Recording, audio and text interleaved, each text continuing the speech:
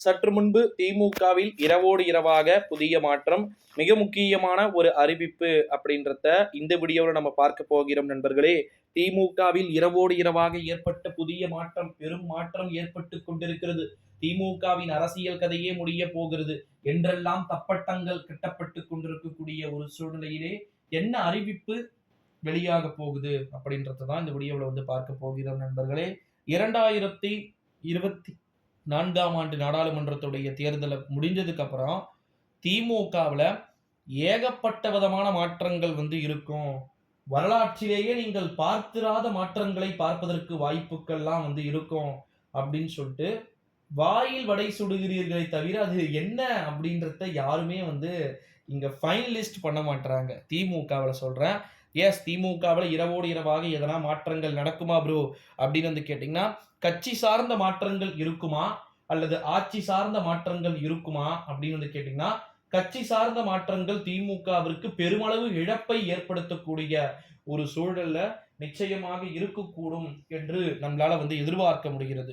நன்றாக மீண்டும் ஒரு முறை நான் சொல்லிக் கொள்கிறேன் நண்பர்களே, திமுகவிற்கு கட்சி சார்ந்த இழப்பு என்பது இருக்கக்கூடும், இருக்கலாம், சம்திங் ராங்காக மாறலாம், மாறுவதற்கான வாய்ப்புகள் இருக்கக்கூடும் என்று நம்மளால வந்து எதிர்பார்க்கப்பட முடிகிறது நண்பர்களே.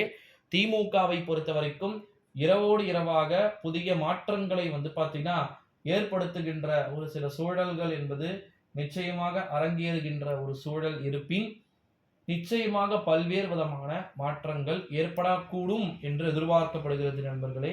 நம்முடைய தமிழகத்தை பொறுத்த வரைக்கும் வரப்போற 2024ஆம் ஆண்டு நாடாளுமன்றத்துடைய தேர்தலில் நிச்சயமா மாற்றங்கள் என்பது நிகழலாம் என்று எதிர்பார்க்கப்படுகிறது.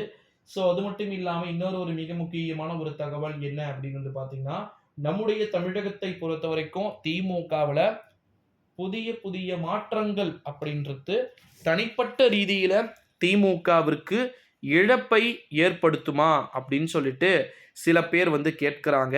திமுகவில் கட்சியின் நிர்வாகிகளையும் சரி அல்லது மற்றவர்களையும் சரி நிச்சயமா மாற்ற வேண்டிய ஒரு சூழல்கள் நிறைய இருக்குது. அதுதான் வந்து இருக்கிறதுல ஒரு ஹைலைட்டடான ஒரு விஷயமா பார்க்கப்பட்டு கொண்டிருக்கிறது.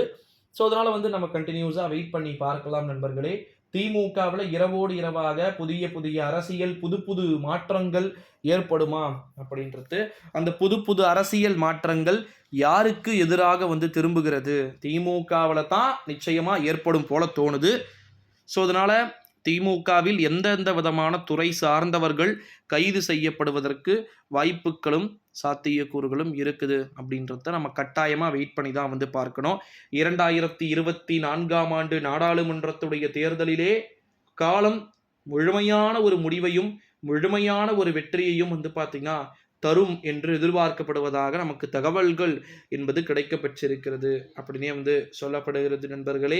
ஸோ 2024ஆம் ஆண்டு நாடாளுமன்றத்துடைய தேர்தலில் எப்பேற்பட்ட நிலைகள் என்பது நடக்கக்கூடும் என்பதை நம்ம